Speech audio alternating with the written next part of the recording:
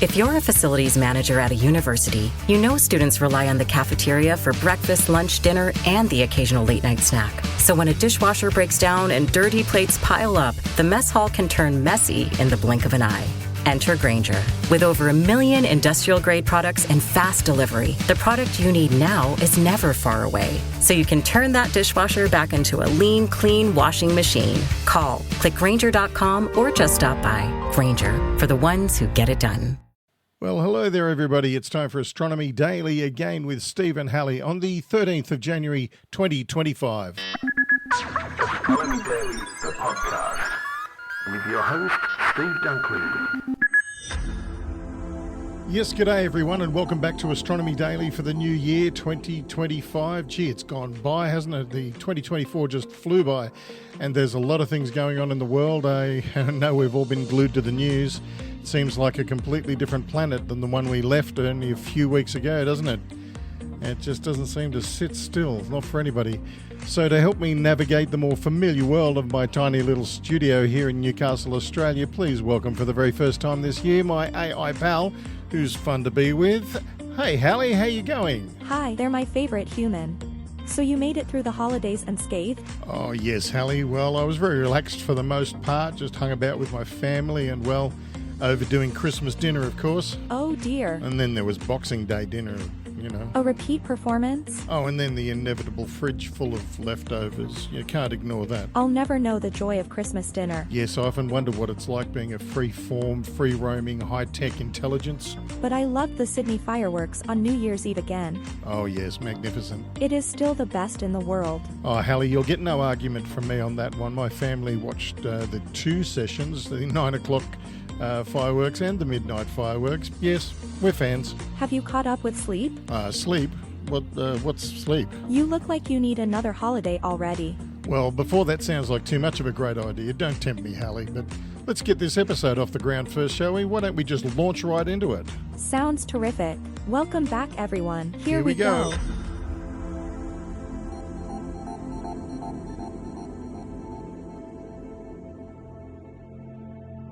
The Roman Space Telescope is nearing completion with its recent integration into the launch spacecraft. This sets the stage for a series of rigorous tests designed to guarantee its operational success in the harsh conditions of space, with its mission launch anticipated by May 2027. Technicians have successfully integrated the key components of NASA's Nancy Grace Roman Space Telescope, its telescope, instrument carrier, and 2 scientific instruments, into the spacecraft that will transport and support the observatory in space. Mark Clampin, acting Deputy Associate Administrator for the Science Mission Directorate, said that Roman remains on track for launch with this incredible milestone, and they're a big step closer to unveiling the cosmos as never before. The newly joined space hardware will now undergo extensive testing. The first test will ensure each major element operates as designed when integrated with the rest of the observatory and establish the hardware's combined performance.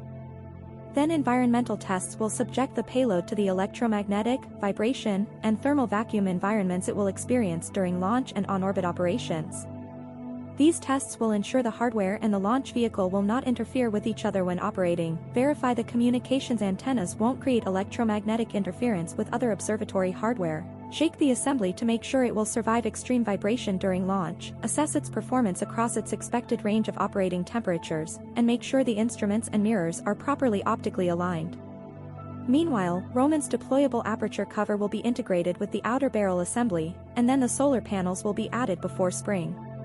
Then the structure will be joined to the payload and spacecraft this fall. The Roman mission remains on track for completion by fall 2026 and launch no later than May 2027. Astronomy Daily, the podcast. A quarter of a century after its founding, Jeff Bezos' Blue Origin is finally ready for its maiden orbital voyage on Sunday with a brand new rocket the company hopes will shake up the commercial space race. Named New Glenn after a legendary astronaut John Glenn, it stands 320 feet or 98 metres tall, roughly equivalent to a 32-storey building, and it's set to blast off from Cape Canaveral Space Force Station in a launch window that opens at 1 a.m. or 6 a.m. hours general mean time. Pointy end up, the company's CEO Dave Lim posted on X alongside photos of the gleaming white behemoth. With the mission dubbed NG-1, Bezos, the world's second richest man, is taking direct aim at the world's wealthiest, Elon Musk, whose company SpaceX dominates the orbital launch market through its Falcon 9 and Falcon Heavy rockets. These serve the commercial sector, the Pentagon and NASA, including crucially ferrying astronauts to and from the International Space Station. SpaceX has for the past several years been pretty much the only game in town, and so having a competitor, this is great, G. Scott Hubbard, a retired senior NASA official, told AFP. SpaceX, meanwhile, is planning the next orbital test of Starship, its gargantuan new generation rocket, the very next day, upping the sense of high-stakes rivalry. If all goes to plan, shortly after launch, Blue Origin will attempt to land the first stage booster on a drone ship named Jacqueline. The drone ship is named in honour of Bezos' mother, stationed about 620 miles or 1,000 kilometres downrange in the Atlantic Ocean. Though SpaceX has made such landings a near-routine spectacle, this will be Blue Origin's first shot at a touchdown on the high seas. Meanwhile, the rocket's upper stage will fire its engines toward Earth orbit, carrying a Defense Department-funded prototype spaceship called Blue Ring, which will remain aboard for the roughly 6-hour test flight. Limp emphasised that simply reaching orbit is its prime goal, while successfully recovering the booster would be a welcome bonus. Blue Origin does have experience landing its new Shepard rockets used for suborbital tourism, but they are much smaller and land on terra firma rather than a ship at sea. Physically, the New Glenn dwarfs the 230-foot Falcon 9 and is designed for heavier payloads. It's somewhere between Falcon 9 and its big sibling, Falcon Heavy, in terms of mass capacity, but holds an edge with its wider payload fairing, ideal for transporting more voluminous cargo. Blue Origin has already secured a NASA contract to launch 2 Mars probes aboard New Glenn. The rocket will also support the deployment of Project Kuiper, a satellite internet constellation designed to compete with Starlink. For now, however, SpaceX remains a commanding lead, while other rivals United Launch Alliance, Arianespace and Rocket Lab trail far behind. Like Musk, Bezos has a lifelong passion for space, but whereas Musk dreams of colonising Mars, Bezos envisions shifting heavy industry off-planet into floating space platforms in order to preserve Earth. He founded Blue Origin in 2000, 2 years before Musk created SpaceX, but has adopted a more cautious pace, in contrast to his rival's fail fast, learn fast philosophy. There's been impatience within the space community over Blue Origin's very deliberate approach. Scott Pace, a space policy analyst with George Washington University and former member of the National Space Council, told AFP.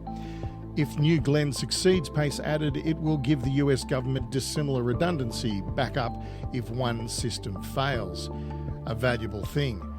Musk's closeness to President-elect Donald Trump has raised concerns about potential conflicts of interest, especially with private astronaut Jared Isaacman, a business associate of Musk, slated to become the next NASA chief. Bezos, however, has been making his own overtures, paying his respects to his former foe during a visit to the President-elect's Mar-a-Lago residence, while Amazon has said it would donate $1 million to Trump's inauguration committee.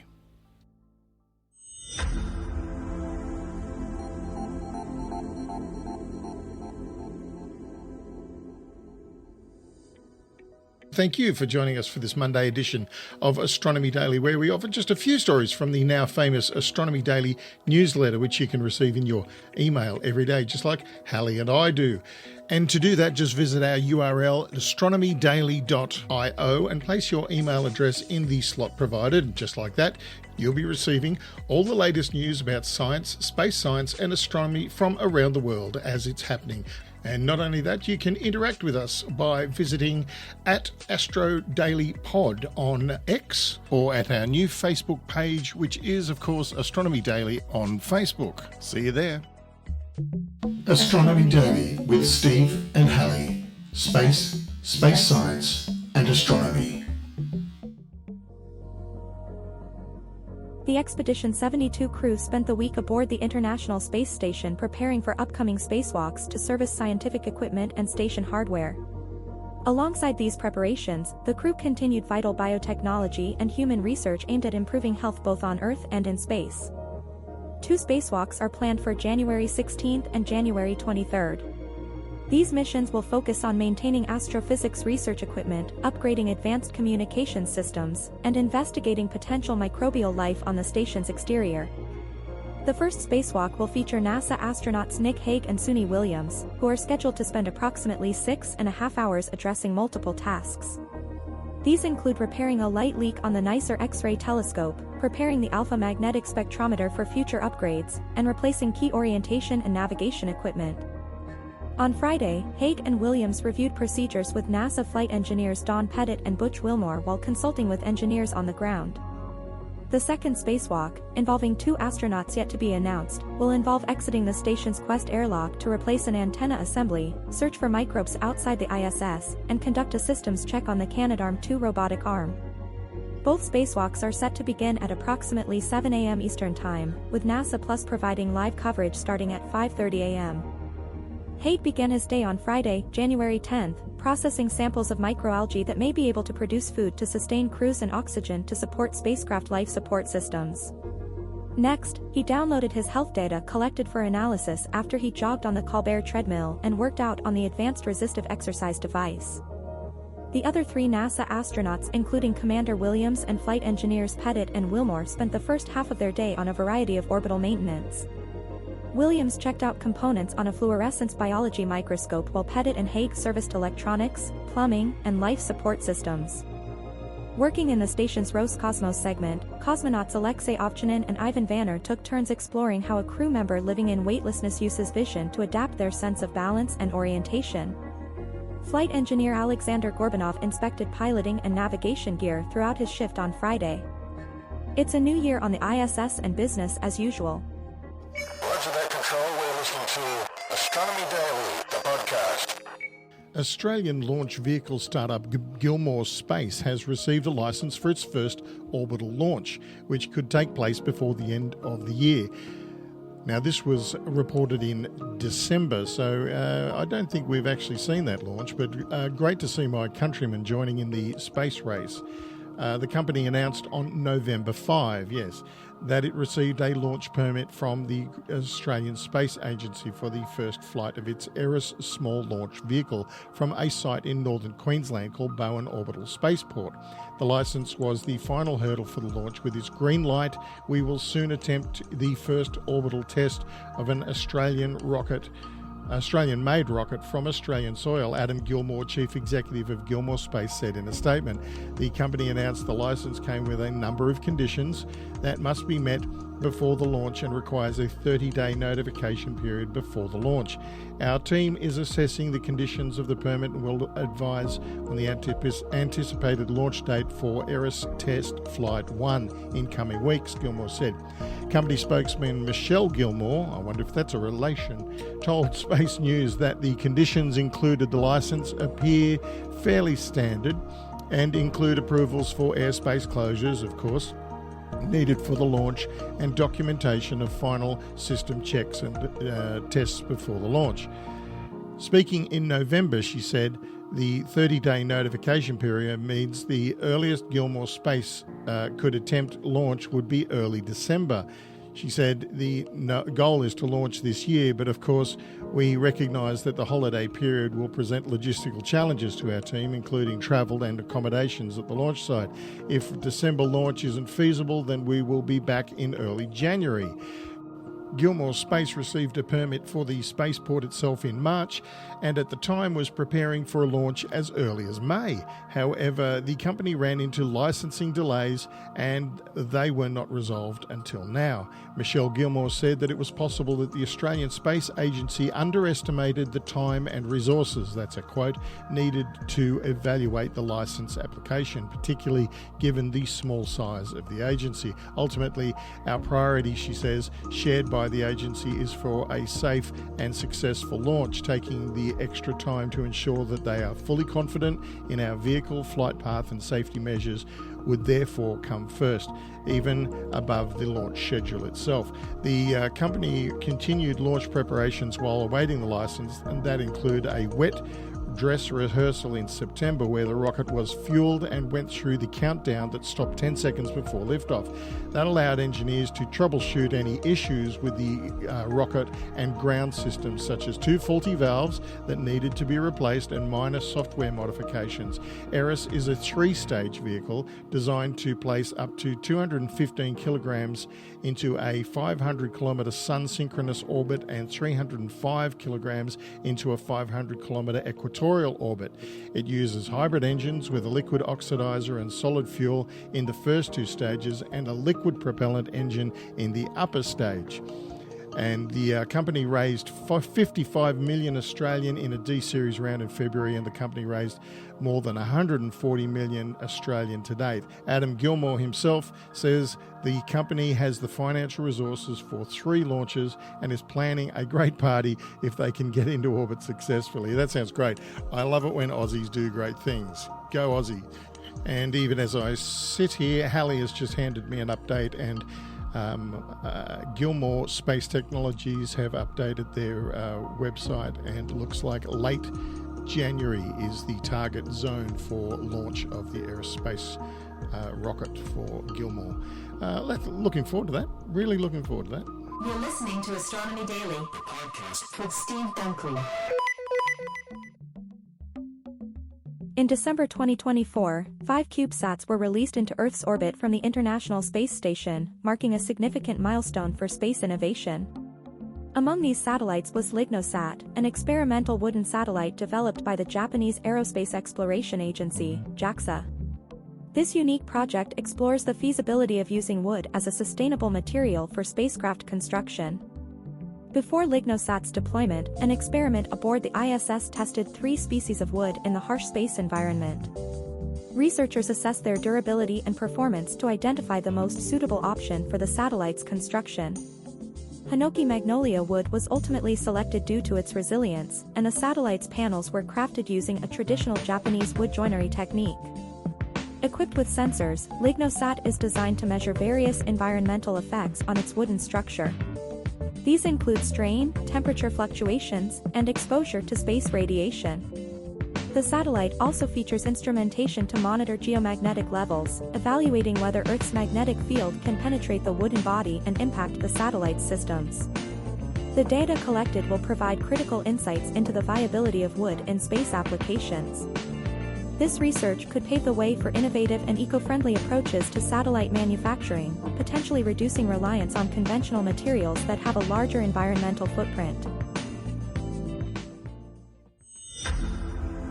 Oh, and there it goes, the very first one for 2025. And boy, we covered some distance with that one, from the Roman Space Telescope, Blue Origin's new rocket, daring spacewalks for the ISS, JAXA's wooden satellites. I mean, wow, I never dreamed we'd be putting wooden satellites in space. And of course, our good friends Gilmore Space Technologies about to launch their very first rocket. Oh, I can't wait for that one. Yes, I'm a fan.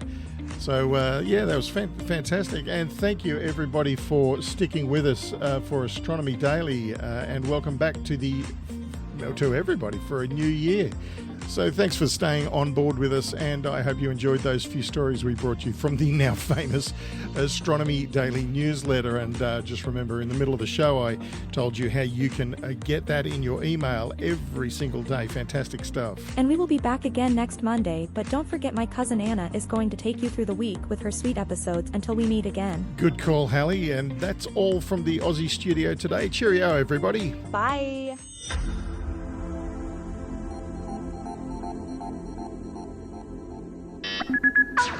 Astronomy Daily, the podcast, with your host, Steve Dunkley.